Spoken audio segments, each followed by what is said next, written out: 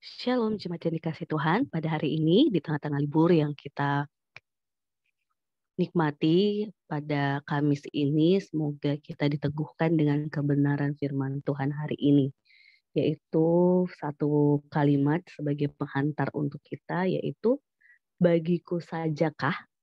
Apa itu bagiku saja?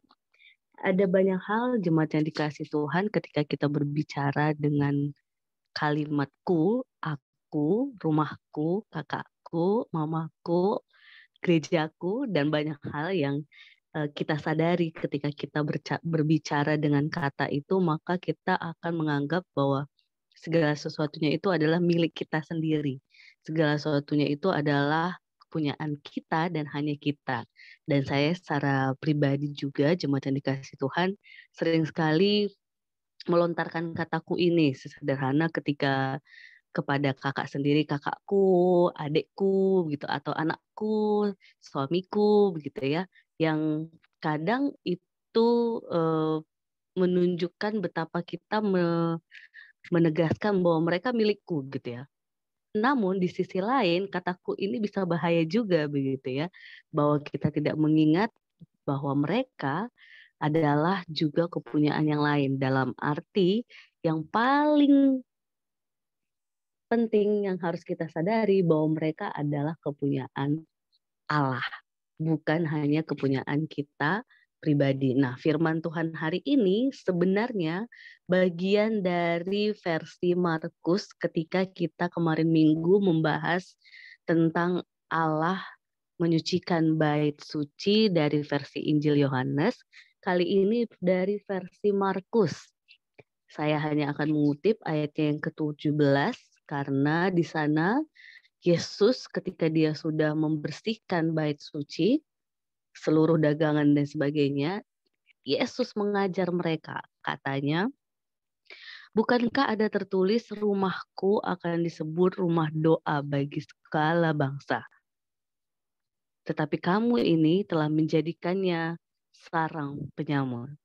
Jadi jemaat yang dikasih Tuhan, di sini katakunya adalah rumah Allah yang justru ketika di sana dikatakan rumah Allah, rumah yang menjadi tempat kediaman Allah, justru terbuka dengan segala bangsa.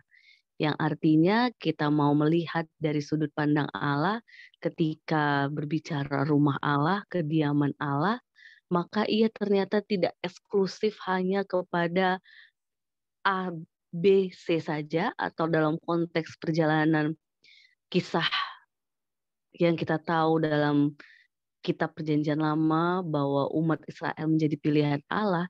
Di Perjanjian Baru Allah menunjukkan bahwa karya penyelamatannya itu tidak hanya eksklusif terhadap umat pilihannya itu umat Israel, tetapi segala bangsa.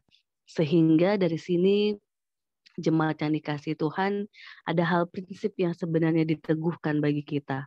Ketika kita berbicara rumah Allah dalam konteks gereja ataupun konteks hati kita, maka kita akan terbuka untuk berdoa ataupun terbuka untuk berbagi, terbuka untuk mengasihi untuk semua orang tanpa memandang identitas baik itu budaya, suku, bangsa, bahkan segala sesuatu yang melekat pada seseorang, tapi justru kita melihat setiap pribadi merupakan orang-orang yang berharga untuk menjadi tempat kita mendoakan mereka, mengasihi mereka, dan mereka pun merasakan cinta Tuhan melalui kita dan gereja kita. Jadi jemaat yang dikasih Tuhan, kebenaran firman Tuhan hari ini meneguhkan kita. Biarlah rumah Allah, hati kita, menjadi tempat doa bagi seluruh orang, seluruh umat.